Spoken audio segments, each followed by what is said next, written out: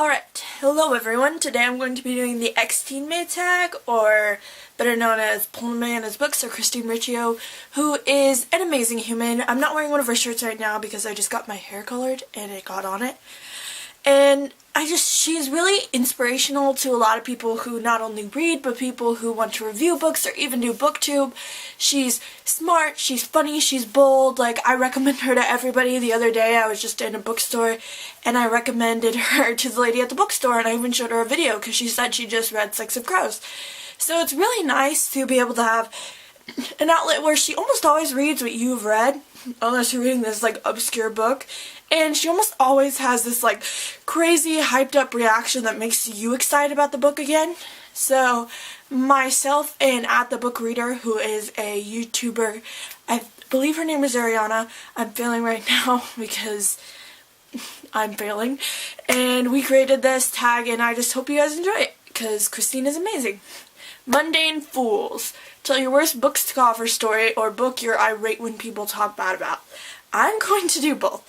Okay, I haven't had that many book scoffers now that I think about it. Like, I've had people like totally judge me by what I'm reading or like trying to explain it. Like, I have a friend who we talk about books and like I tried to explain attachments to her and she was like, that sounds like the cheesiest, stupidest thing ever. I'm like, no, read it and you'll understand. It's like amazing. That's my favorite Rainbow Rowell book.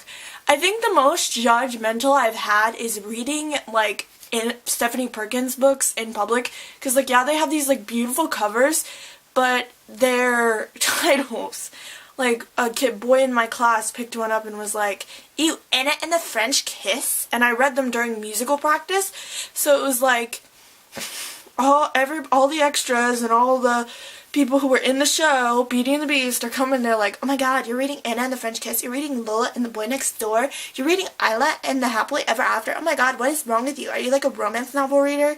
No, they're amazing. Take it and read it. The book that I'm irate when people talk bad about is Divergent, because people act like every dystopian has to be like or follow the Hunger Games. Well, basically any dystopian book. But Divergent is just so important to me because I read it the day it came out and I was like a hipster fan. Like Christine always talks about the Hunger Games. I forgot that question, but I made it in here. How she's like a hipster fan. And it was like crazy because it's now I have Divergent headphones, now I have a Divergent pillowcase, like I have Divergent posters. Like, it's such a big thing now that I can't believe that little me crying, reading the entire book in my room the day it came out and then freaking out because nobody's read this and the next book doesn't come out till next year.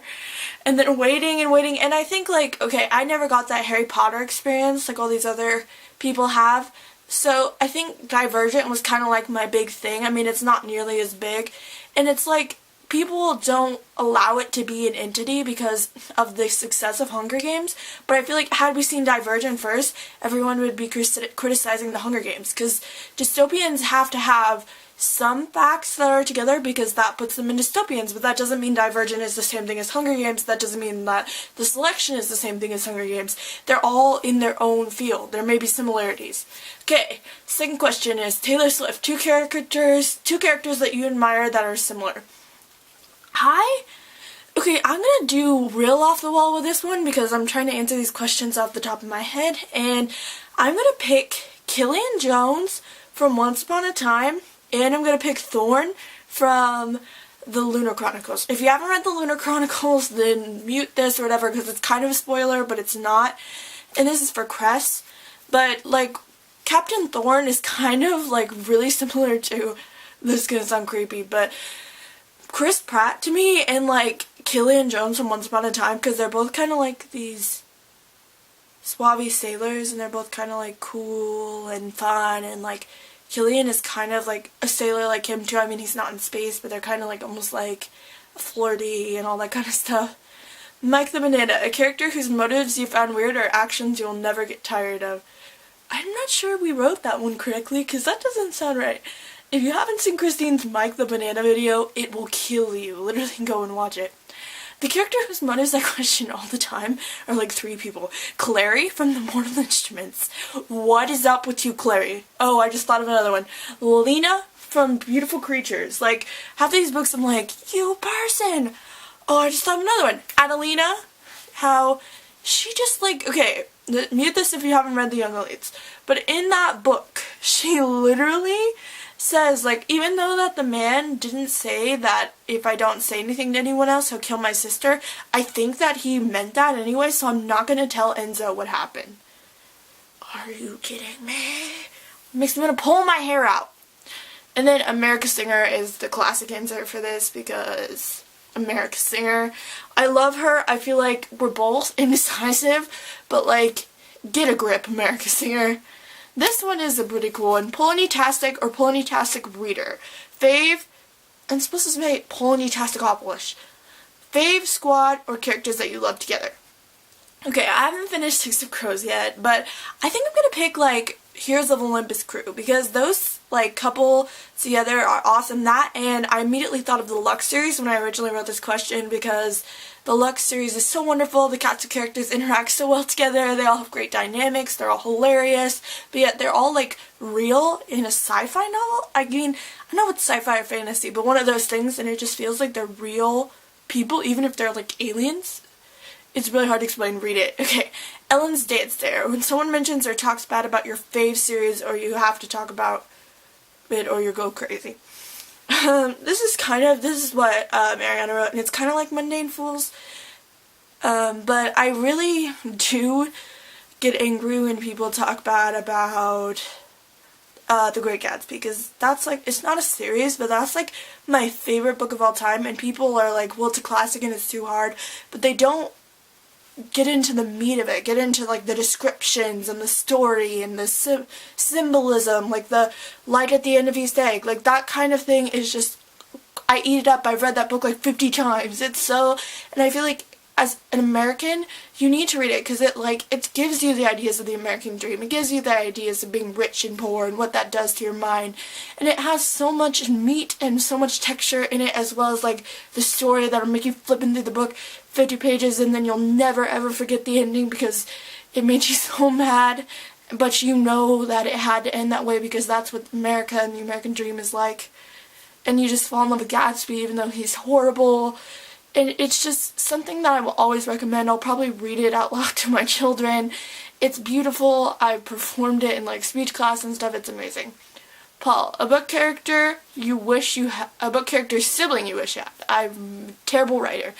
The book character sibling I wish I had is D from the Lux series. I keep picking like the same books, but those are what's stuck in my head right now. Because D is like super, I mean, she did kind of annoy me when we got to about the third book because she was really irritated about something that she shouldn't have been because they didn't mean for it to happen. I'm trying to talk cryptic. But D is like calm, she's funny, she's level-headed, she brings some great things to the table when we're talking about the Lux series, and she's such a good player off of Damien and Katie that I really enjoyed reading about her, and I enjoyed reading from her point of view.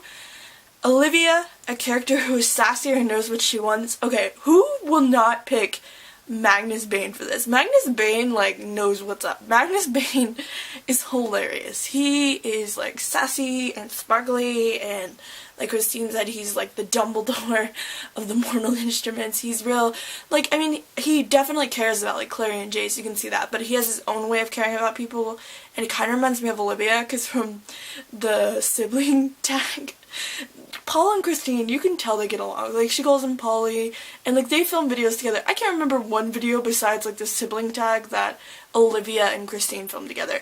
Like, I think that Christine and Olivia definitely love each other, and they're great, like, friends and siblings. I don't really think that they're, like, as close as Paul and Christine are, because they're really close, and they're really cute. Twilight, a book that changed you. I can't pick Divergent again. I can't pick... Okay, I'm gonna pick one that none of you have probably heard of. It's called Ruby Holler, and it was really the book that I read that got me into reading. It's been out for, like, centuries, but I remembered for the first time I picked a book up, and I looked, and I was reading, and I couldn't stop. When, like, I think it was in, like, the first or second grade, and the teacher was like, okay, people, put your books down, and it's like, I couldn't stop. I literally was, like, sneaking it so much that I had to get it confiscated, and it meant so much to me. And even now, to this day, I'll still remember even like the color of something in that book, because if I had not read Ruby Holler, I would not have read anything else that I have read. It's such, I don't want to say whimsical because it's not a fantasy, but it's such a fun ride. It's so enjoyable. It's beautiful. That and The True Confessions of Charlotte Dole by Avi. Avi is a great writer. I mean, it's probably more like middle grade or younger, but he really opened my eyes to what reading world had to offer. Okay, Ex-Cheerleader, book that you love but didn't love it anymore after reading it. This is a weird one. Okay, I loved Blood of Olympus when I first read it, because I think I was coming off the high of like, oh my god, it's the end of the Percy Jackson Heroes of Olympus series, and like, oh my god, Percy and all those scenes. I'm trying not to spoil, because I'm sure with all those books, a lot of people are not caught up yet. I mean, if you haven't read Percy Jackson, where are you? What are you doing with your life? But I really, really do love it. So it just, like, the ending didn't really wrap it up enough, and like he had so many loose ends, and there was no Percy or Annabeth chapter. And okay, I was okay with Frank and Hazel because I just don't really care for Frank. I mean, a lot of people do. I'm weird. Like, characters I don't care for, a lot of people like. So it's just hard for me to be like, I've read these books since I've been like an elementary student, and here you're just gonna leave me without a proper goodbye. Like, I didn't get to say goodbye to Percy and Annabeth. I don't care if they get these little scenes with other characters. Like, Percy, we've seen through his eyes from the very beginning, and like, I don't care that he says Jason and Piper were neglected. I mean, you don't leave your readers, you don't force your readers to care for something that they don't.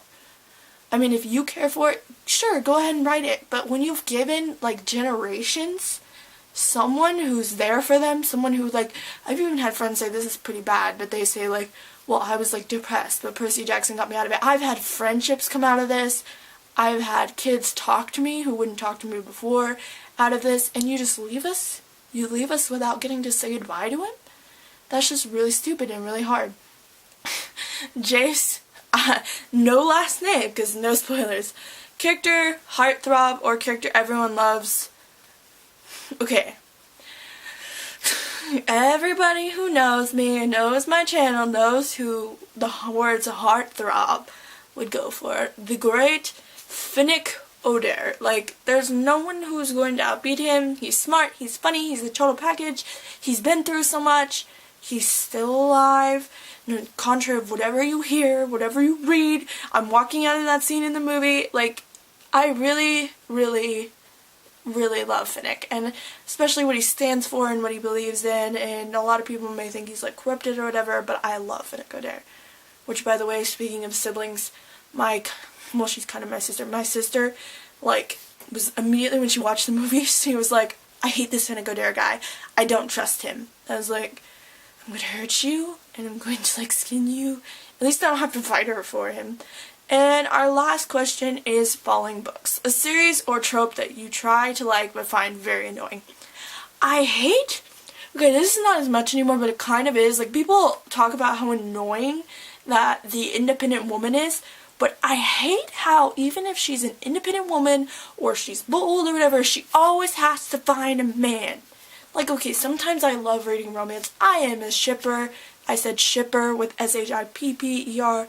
I've worn a shirt that says I ship it to school and people were confused.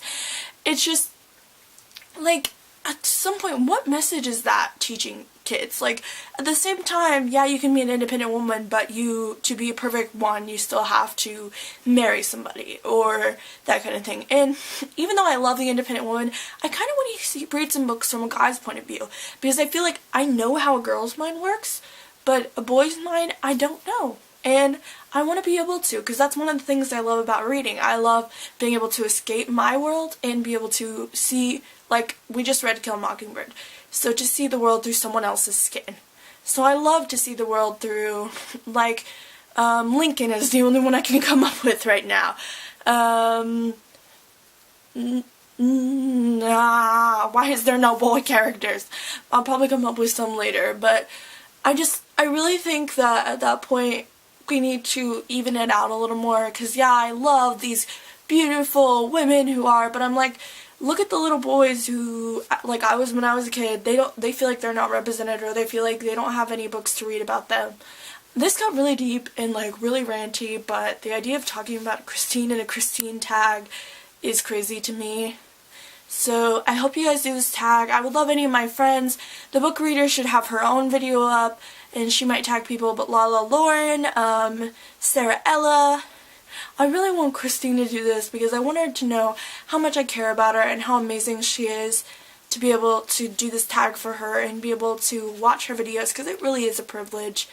And Kat or Jesse, because like okay, I pick Jesse for the heartthrob. He is like amazing, he's shy, he's nerdy, he's smart, he has great values, great morals. So I hope you guys like this video, and I hope you will try it. I hope you will do it, and please subscribe to my friend the book reader, subscribe to me, because we really spent a lot of time on this, and we really were careful because this is a Christine tag and we really wanted it to work out. I will see you later. Goodbye. Hopefully I don't hit the camera stand again.